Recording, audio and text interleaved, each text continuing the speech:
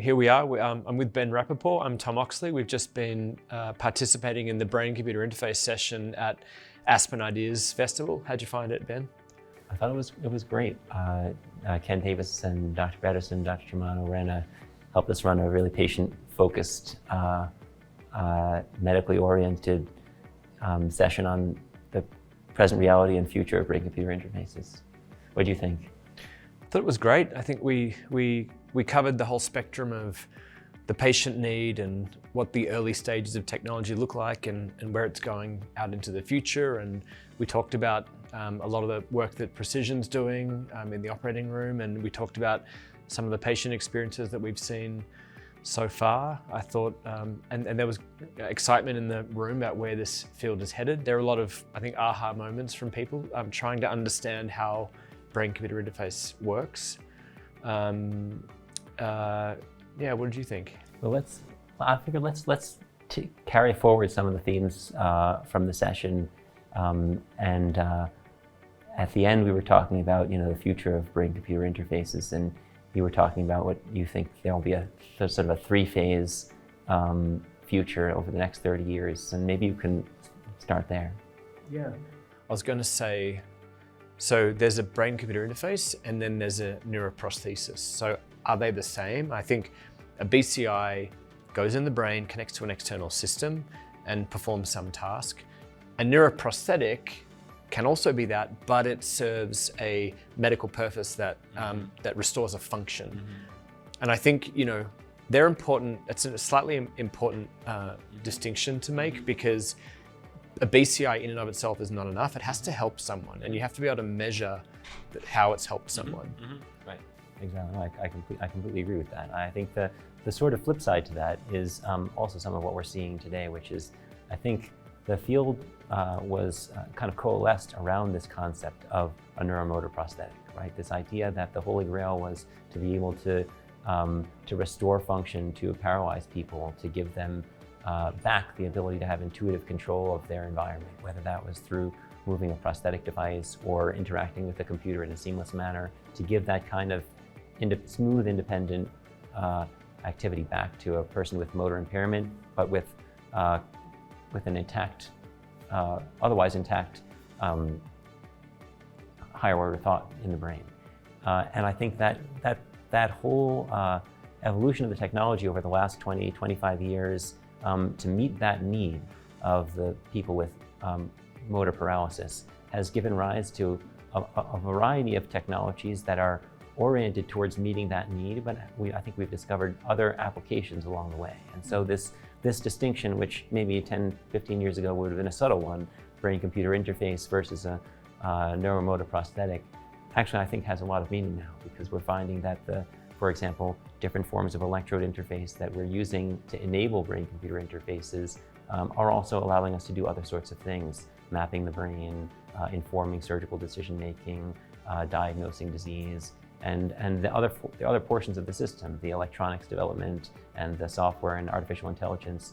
All those things are allowing us to find use cases for pieces of the technology that have been developed along the way. But all the while, I think, we have to maintain the focus on the patient, right? Which is, the first cohort of patients that we're delivering technology to, that we, I think, hope to change the standard of care for, are patients with severe motor impairment. So you showed a video today. There was a brain, there were signals. Tell us what was happening there. Yeah, so the way we have at Precision Neuroscience focused our efforts in moving the technology from an R&D stage into a patient-ready technology has been in a stepwise fashion. So to go from preclinical work in animals, which we have essentially completed at this point, into a temporary system that we use to map the brain and to decode neural signals from the brain in patients who are undergoing a brain surgery for other reasons.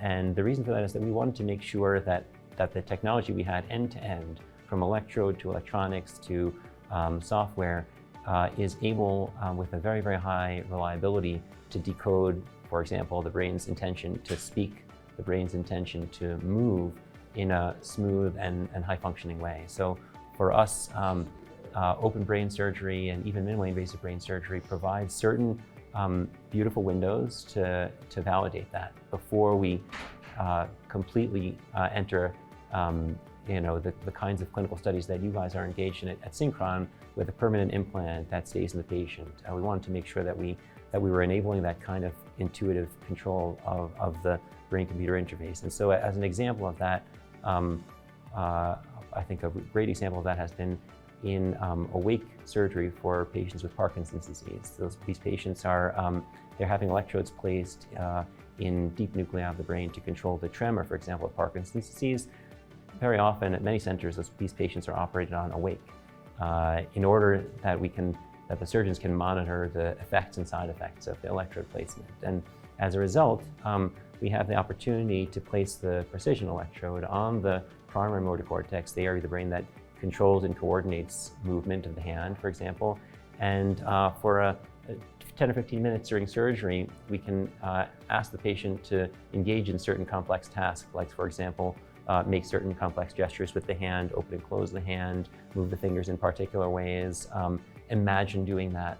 And we can validate that our system is able to predict what the brain is doing before the hand does it, and to map that and to calibrate it against what the patient actually does, because the patients we're treating obviously will not have the ability to move their limbs. So in order to develop algorithms that can perfectly recapitulate what the hand is intending to do, that for us, that's a very that sort of intraoperative work has been very important for us to validate what we're doing. And as a side benefit to that, we've discovered that we can also map the brain during a sleep surgery and awake surgery at a very high level of resolution. So for example, in tumor resections where a brain tumor may have developed near critical areas of the brain, like language or motor function or sensation, the high resolution electrodes that we've developed have allowed surgeons to distinguish between where the sensory function is and where the tumor begins, where the motor function begins and where the tumor ends. And that kind of high resolution distinction in real time hasn't really been possible. Sometimes it can be very difficult even for an experienced surgeon to know where the boundary is between normal brain function and where a tumor is, or where the epileptogenic focus is and where normal function lies. We know that the only way to map that is electrically, but the standard of care electrodes have been too coarse grained to enable that sort of mapping in real time. So this is what I was talking about before. It's kind of an ancillary benefit of developing the technology for the patients that we intend to treat has been we've discovered additional use cases for the technology.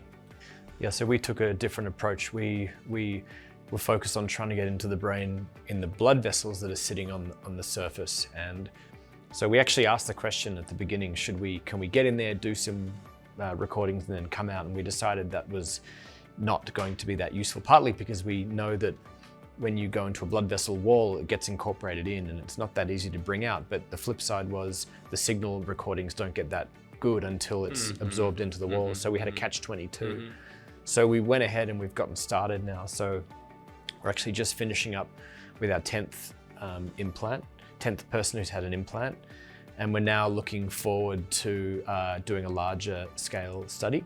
And we're right now figuring out who's the exact perfect patient, what system. We're probably going to do an iPad control primarily.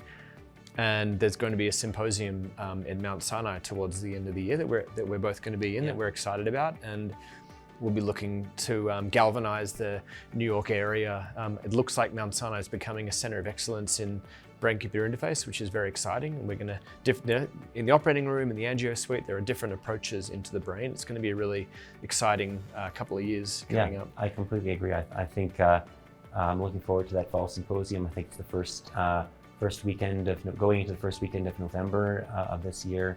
A lot of great people will be in attendance, and I think you and I share this desire to think carefully on behalf of and with other colleagues in the field to think about what's going to be the standard of care. How do we generate the right kinds of evidence and structure clinical trials in a thoughtful manner? Because I think we know that what we're developing is going to become standard of care, and figuring out how to navigate the path from here to standard of care 5+ years from now. It definitely takes a village, think Mount Sinai's kind of become a center of that village. So it's great to have a group of colleagues that really cares about the field. So if you're interested in the BCI Symposium, have a look. I would love to see you there early November. It's going to be at the New York Academy of Medicine, just next to Mount Sinai. I think that's a wrap from Aspen Ideas Festival. See you next summer in Aspen.